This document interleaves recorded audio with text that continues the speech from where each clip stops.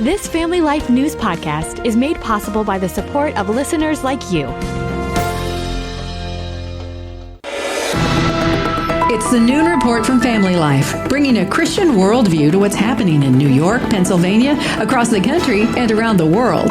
Weather with Kevin Williams, and faith-focused feature stories with the Family Life News team. Now, here's what's happening.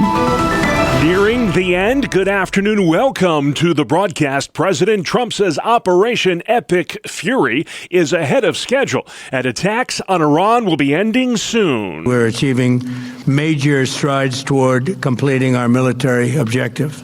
And some people could say they're pretty well complete. We've wiped every single force in Iran out. If the war is ending, nobody told Iran that. Today, they launched fresh attacks at several Gulf states. War Secretary Pete Hegseth at the Pentagon this morning. We're crushing the enemy in an overwhelming display of technical skill and military force. We will not relent until the enemy is totally and decisively defeated. Retired Brigadier General and former Assistant Secretary of State Mark Kimmett on what a post-war Iran might look like. So the military component of this operation may be over, but until the Iranians accept that we have ended the war, I think we've still got some work to do. Steve Yates at the Heritage Foundation. I think there's going to have to be some constant gardening in the broader Middle East for some time. We have definitely pounded their ability to project power. I think that now we'll switch into perhaps a maintenance mode. Iran continued stranglehold on the Strait of Hormuz has sent oil prices soaring again.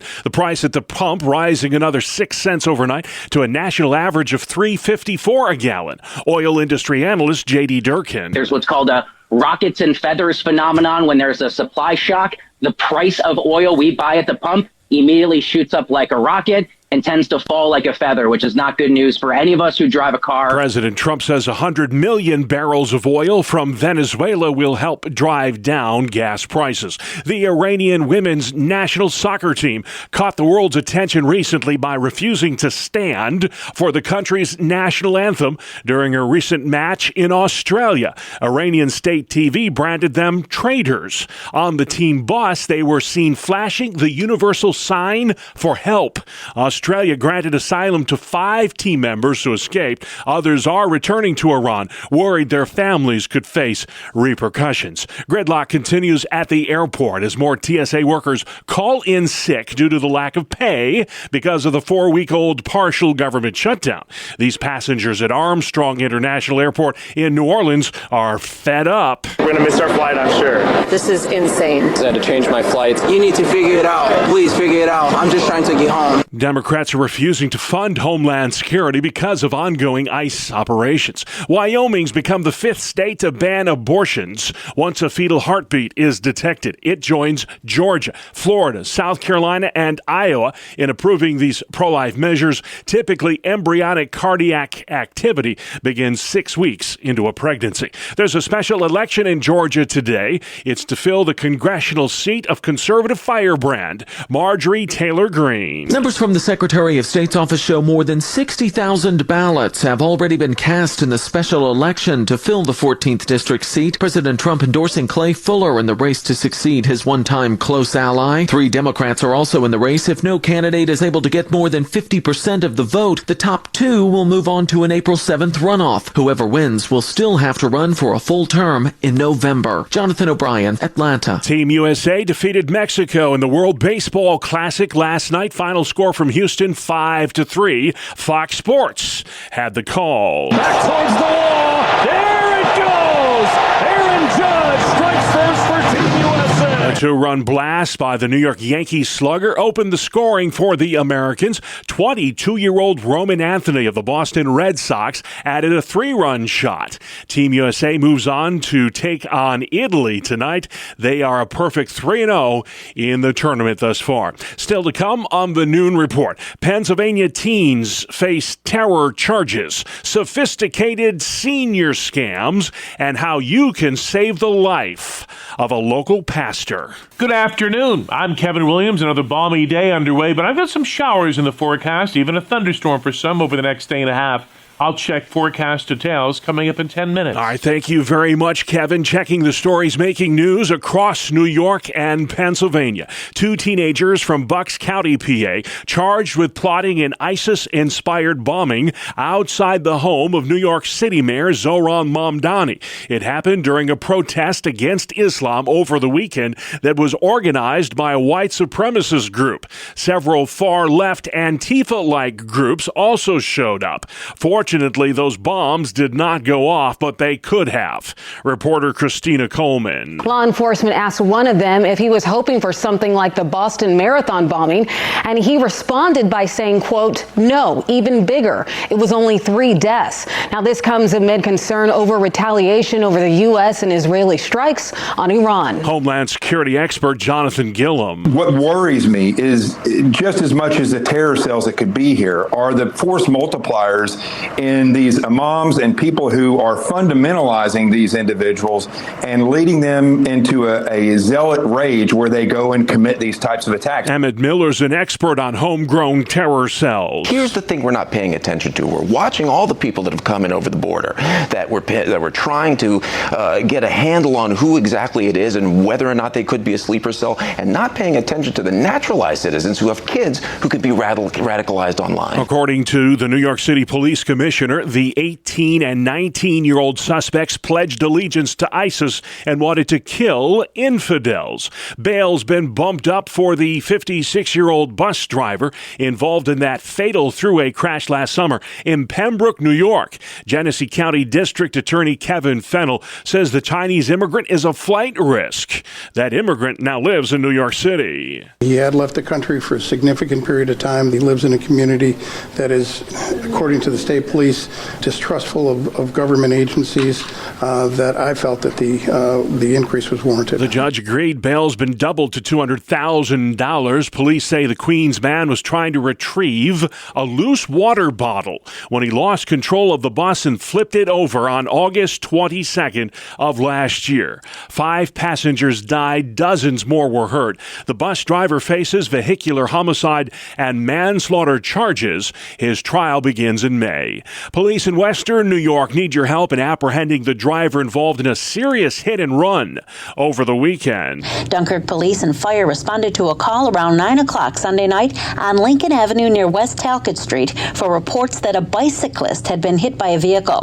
When authorities arrived, the cyclist was found on the side of the road. Officials say the victim was transported to Erie County Medical Center with serious injuries. The investigation is ongoing. Police are reportedly searching for a white SUV. The Dunkirk Police Department is asking the community to contact the department if they have surveillance footage of the incident. Dee Haley, Family Life News. We're learning more today about an incident involving a man with a gun near Syracuse University on Saturday. The 22-year-old is a Cornell University student who purchased a bus ticket to Syracuse. He was armed with a rifle and ammunition before being taken into custody while waiting for a bus going back to Ithaca. That man right now is being held at the Onondaga County Justice Center.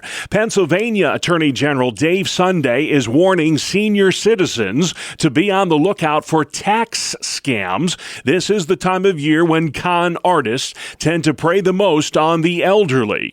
Sunday says scams are getting more sophisticated because of AI. We have an aging population, but we also have a higher level of sophistication of the bad guys that are using this to steal from our seniors. And so what I mean by that is it was easier to identify a scam many, many years ago. But now, because, like I said, how sophisticated they are, it can be unbelievably difficult. The AG says scams against the elderly are up 25% from last year. Sunday says the IRS will never call or text you. They only communicate by regular mail. The pastor of the Open Door Baptist Church in Greenwood, New York, needs a liver transplant, and he needs one fast. The Reverend Mark Walker was diagnosed with cirrhosis of the liver 6 years ago. He was born with a genetic condition that scarred his liver throughout his life, and he needs a liver transplant or he may not survive another 2 years. A liver transplant is the only solution. That's the difficult part of cirrhosis. Is it's a progressive disease. It only gets worse. There's no medicine to take. You can't cure it. And the only solution is either your demise or a transplant. Pastor Walker tells 18 News in Elmira his condition has worsened. Internal bleeding in his GI tract, stomach, and intestines has caused him to be severely anemic. I'm at the point now where we're getting drained every single week, 7 days, and it's somewhere between 6 and 9 liters per week of fluid has to come off of my abdomen. And then I'm bleeding inside, so I'm constantly anemic, which means I'm tired all the time. I've got all this GI distress. You've got all this fluid pushing on everything. It's just a constant battle of trying to stay ahead of the symptoms. Pastor Mark's daughter, Caitlin, tried donating her liver for her dad, but did not have the right blood type. He needs a donor with an O-positive blood who's under the age of 60. Caitlin Walker's pleading for help from the public. It's a way that you can positively change not just one person's life, but everybody else in their community. Like, my dad's a pastor. He ministers to people. He's got grandbabies that love their poppy and love coming up here, and he's got a lot of life ahead of him if we get this. Pastor Mark Walker's on a liver donor list at Thomas Jefferson University Medical Center in Philadelphia, the Cleveland Clinic, and the Mayo Clinic. For a liver transplant, a donor only needs to donate a third of their liver. The liver regenerates for both the donor and the recipient within 3 to 6 weeks.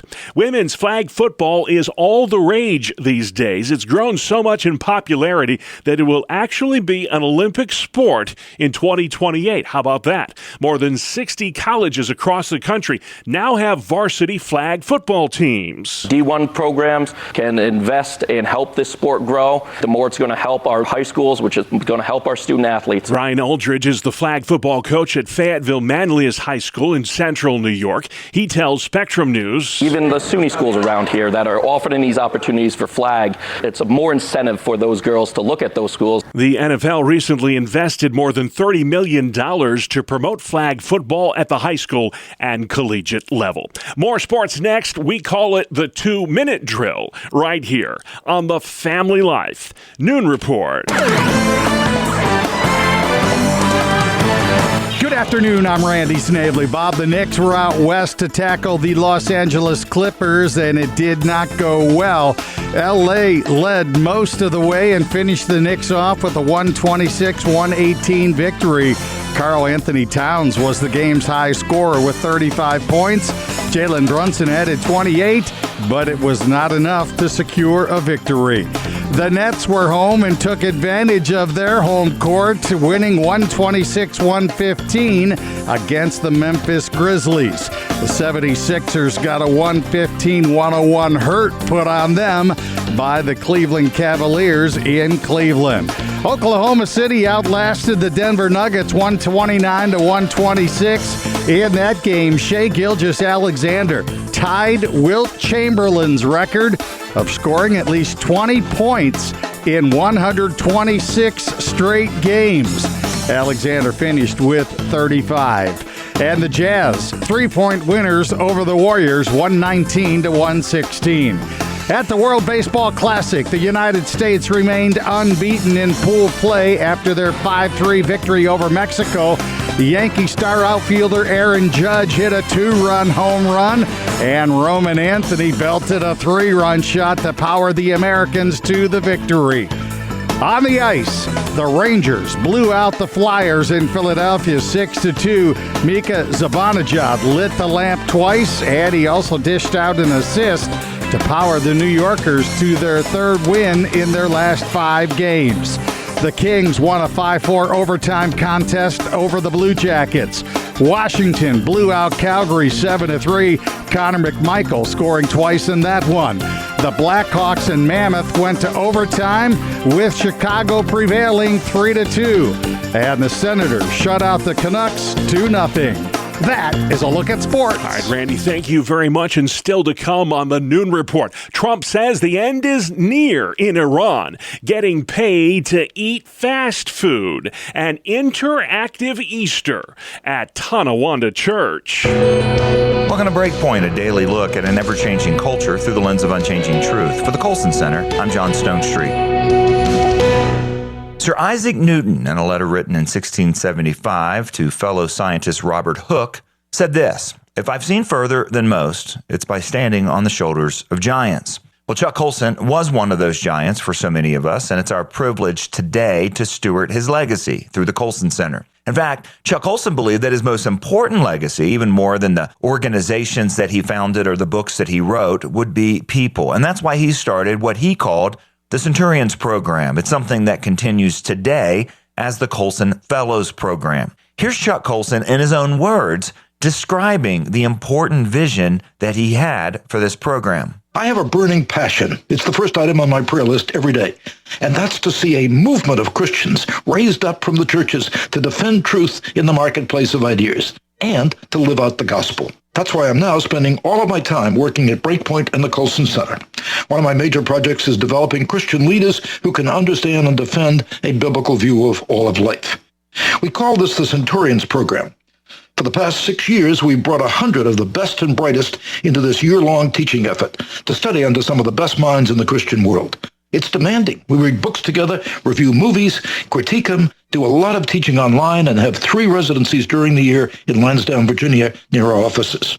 And our Centurions are doing a whole variety of important tasks right across the spectrum, like John Blankemeyer, who founded a safe home for girls rescued from forced prostitution.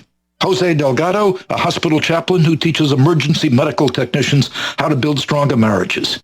Kathy Peel, who founded a group to help mothers under distress, and so many more. By the time they're certified, Centurions know how to write, discuss, and teach Christian worldview in all sorts of settings. They know how to create God-honoring culture through the arts, media, literature, and business. They're able to debate ethical challenges with medical professionals, advocate human rights, and develop tomorrow's leaders by raising children grounded in biblical values. In short, they learn to defend truth in an age in which many believe such a thing does not exist. Look, folks, the reason the church today is having so little impact is too many Christians view their faith only in terms of a personal relationship with Jesus. But Christianity doesn't stop with salvation. That's only the beginning. We've got to learn how to present our worldview in a winsome way. And if we don't do this, it simply dooms our churches to isolation and irrelevance, just when our culture desperately needs the hope of the gospel more than ever. Because that vision was so prophetic and remains so relevant today, we renamed the program after Chuck. After he died in 2012. I think he would be ecstatic today that thousands and thousands of Christians all across the country, even around the world, have studied worldview, theology, and culture in the Colson Fellows Program. And what they learn is something that Michael Craven, Dean of the Fellows Program, often says, that Christian worldview is not an elective of the Christian faith. It's essential if we're going to live faithfully in this time and place where God has called us. If you desire to make a similar impact in your community for Christ, consider studying with the Colson Fellows Program next year. We have 74 regional cohorts around the country. That means there's likely a cohort in your region. Outside of the U.S., there are 16 international cohorts, including in Latin America, a few in Australia, Canada, South Korea, and other nations. And there's also online cohorts that are offered in over 110 churches across America and internationally that host the Fellows Program in their church. Learn more about the program by going to colsonfellows.org. That's colsonfellows.org. For the Colson Center, I'm John Stonestreet. Thank you, John. Outside we go. The Weather Authority, Kevin Williams. Here is your family life forecast for this afternoon. Ending up mostly cloudy, couple of showers around. Temperatures, though, reaching the 60s and low 70s. Dropping off, though, into the 40s, close to Lake Ontario. Tonight, mainly cloudy, couple of showers. Low temps, 40s and low 50s. Tomorrow, cloudy, breezy with rain, a thunderstorm. High temps, 60s and low 70s. Much chillier Thursday. Clouds, couple of flurries for some. Then the sun is out. Highs on Thursday, 30s and lower 40s. All right, thank you, Kevin. This is the Noon Report on Family Life. I'm your host, Bob Price. Here's what's happening Tuesday, the 10th day of March. President Trump giving an update on how much longer he thinks the war with Iran will last. We've already won in many ways, but we haven't won enough. He tells CBS's Weijia Jiang. Are you thinking this week it will be over? No, Are you talking but soon. about days? I think soon. Okay, and with respect Very soon. Look, everything they have is gone, including their leadership. War Secretary Pete Hegseth at the Pentagon this morning. This is not endless nation building. Those types of quagmires we saw under Bush or Obama. It's not even close. Our generation of soldier will not let that happen again, and nor will this president, who very clearly ran against those kinds of never-ending, nebulously scoped missions. The White House says Iran will be met with death, fire, and fury if it does anything to stop the flow of oil through the Strait of Hormuz. Iran has a stranglehold on that body of water where 1/5 of the world's oil passes through every day. A former Army Ranger in the Middle East says he would gladly pay more for gasoline if it means regime change in Tehran. Absolutely. If I have to pay $1 more a gallon for gas for the rest of this year in order to defeat Iran, to take the world's largest state sponsor of terror that has been responsible for deaths in the United States and around the world, I think it's absolutely worth it. Chuck Holton telling Family Life News. Iran's been at war with us for 47 years. We just haven't fought back until now. By ending this regime, we will make the entire world a safer place, but also will make America a safer place. Holton does not think Iran will be an open-ended war and does not believe the U.S. will be engaged in any sort of mission creep there. Iran's national women's soccer team refused to stand for the country's national anthem during a recent match in Australia, and now many are wondering what will happen to them once they arrive back in Iran. As they left their hotel in Australia for the last time, one player was filmed being pulled onto the bus by a teammate, while another was heard wailing as she said goodbye to a supporter. 5 of the players stayed behind, granted asylum. All were offered humanitarian visas after Iranian state media branded the women traitors for initially refusing to sing their national anthem at the tournament. The others apparently refused, out of fear, supporters say, for their families back home. Correspondent Vicki Barker. 2 teenagers from suburban Philadelphia face terrorism charges after police say they plotted to detonate bombs outside the home of New York City Mayor Zohran Mamdani. Those suspects allegedly wanted to carry out an attack even bigger than the Boston Marathon bombing. Both teens reportedly pledged allegiance to ISIS and wanted to kill infidels. The lines are long at the airport these days as TSA workers call in sick. They're not really sick. They're just refusing to work because they're not getting paid, and they're not getting paid because there's a month-long partial government shutdown.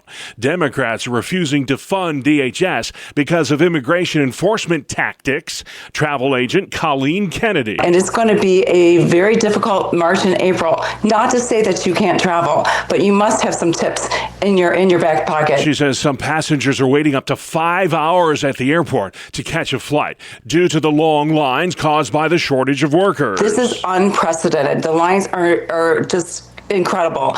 So 3 hours before a domestic flight, 4+ before an international flight. Also bring with you snacks. This sounds very simple, but we are dealing not only with this situation, but families that are traveling right now with their kids, and they have to stand in these lines. So that is going to be something that's going to be harder for the kids. She says the upcoming spring break travel season will only exacerbate the crisis at the airports. Some senior citizens overseas are fighting back against loneliness. I started taking people on trips to hospital and doctor's appointments and stuff like that. Morning, everybody. And before Malcolm Sheed knew it, he was setting up a community cafe. There's a lot of older people in the village that have nowhere really to go on a regular basis, just have a chat and get together and socialise. A report from the World Health Organization linked loneliness and social isolation to more than 870,000 deaths every year. People here say a sense of belonging can make all the difference. They're a good group of people, aren't they? Tina Krause, London. You're listening to the Noon Report, a Tuesday edition on Family Life. Gaining a better appreciation of Christ's sacrifice ahead of Easter. Welcome back to another edition of Hometown Heroes on Family Life. I'm Mark Webster, and this week's guest is Carolyn Doster of First Trinity Lutheran Church in Tonawanda, New York, which is hosting their annual interactive Journey Through Good Friday on April 1st and 3rd. Let's just talk generally first here. The secular world loves Easter. It loves the bunnies and the chocolate and all that. It doesn't really care for Good Friday, but Easter without Good Friday is, in a way, meaningless. That's right. Exactly. We have to have Good Friday to have a good Easter. I think it's more impactful for people when they experience Easter after they've gone through the journey. More than a service, I think, a worship service, our journey through Good Friday gives you an emotional connection, an interactive experience where all your senses are incorporated. So you're going to smell something, you'll taste something, you'll obviously hear and see things, you'll touch things. It's very impactful. And that's not to say that worship services aren't, but this is just a different type of connection for people to see and hear the sacrifice that Jesus did for us. Absolutely. We'll dive back into the details of it in a moment, but a little bit of history first. How did this whole thing come to be? Yeah. Well, 2017, we were in Chicago for Easter, and my son Peter and my son Andrew said, "Hey, Mom, we want to take you to something we think you'll really like." And we went to a church that was doing this in the city of Chicago in an old theater, and this is where the idea came from. I don't want to brag about our church, but I think ours is bigger and better, but you can always improve on something, and that actually is what we try to do every year, is to improve on what we have. We want people that come back every year, and a lot of people do. We want to give them somewhat of a new experience. So our interactives are different. We'll change up one of the 15 areas that they'll travel to, and our church is just full of people that are so talented and so willing to help, and I'm just so grateful for them to be able to do this for our entire community, the whole Western New York community. Right. Let's go a little bit further now to what somebody who's going there can expect as they walk through. As you mentioned, all kinds of things for your various senses. Yes. Well, first off, we do not have any narrators or actors. This is supposed to be just a very meditative, reflective experience for people. So as you go through, you'll have a small booklet to tell you what you're seeing or hearing or touching. So as they travel through, they will see 15 different areas that Jesus endured, beginning with the Lord's Supper all the way through to the tomb. There's beautiful music playing, and it's very emotional. A lot of people are very moved, and you can move at your own pace. If you wanted to zoom through this, you could get through it in 15 minutes.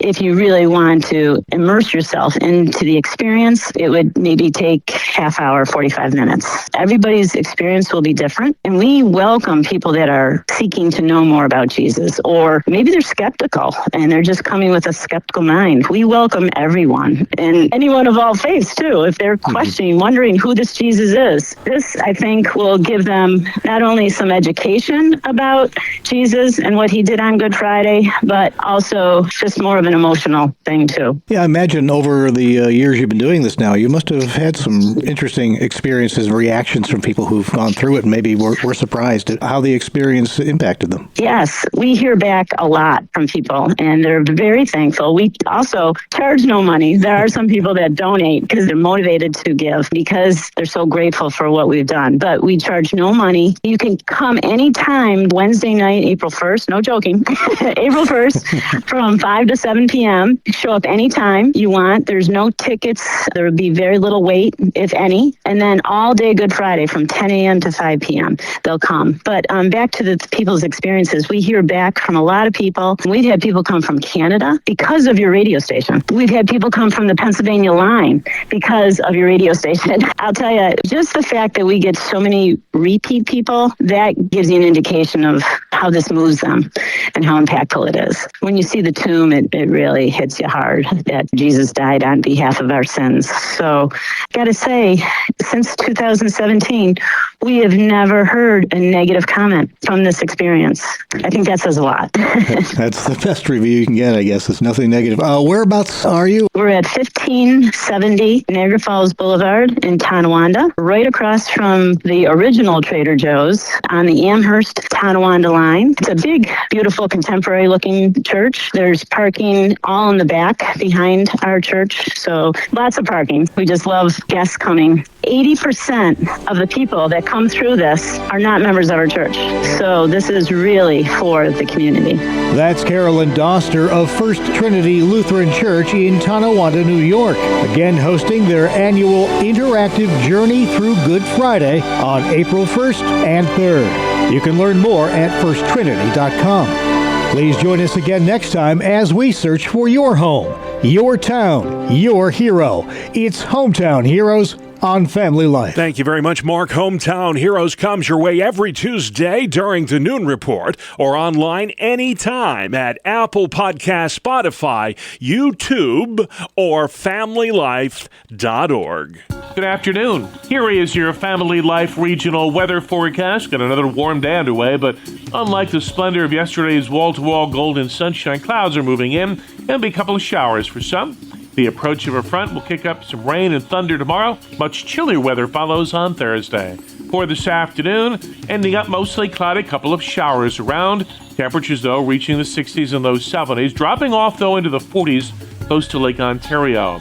Tonight, mainly cloudy, couple showers, low temps, 40s and low 50s. For tomorrow, cloudy, breezy with rain, a thunderstorm. High temps, 60s and low 70s. Much chillier Thursday. Clouds, couple of flurries for some. Then the sun is out. Highs on Thursday, 30s and lower 40s. Thank you, Kevin. Finally at noon, if you've ever said you could make a living eating fast food, this might be the job for you. Family Life's Brian Query. Fast food chain Wendy's is looking for what it is calling a chief tasting officer. It might sound too tasty to be true, but yes, it is a real position. The company says the role will pay $100,000 and mostly be remote. The chosen candidate will help taste menu items, share opinions on new foods, and even create social media content or appear in ads. According to the posting, the main qualifications include having a good sense of taste, creativity, and a willingness to try Wendy's products. Applicants are asked to submit a video explaining why they're perfect for the job, preferably while tasting the food. So if you've always had strong opinions about burgers and fries, this might be one job you can really sink your teeth into. Brian Query, Family Life News. All right, my only question, Brian, where do I sign up? And that's our world, the world we live in. Tuesday, March the 10th. I'm Bob Price, Family Life News. You've been listening to the Noon Report, heard weekdays on Family Life. Thank you for listening. Thank you for listening to this Family Life News podcast. If you've been encouraged by what you've heard, please share it with others and click the subscribe button to automatically receive future episodes. Family Life is a listener-supported ministry. Podcasts like this are made possible by your financial partnership. Find out more at familylife.org.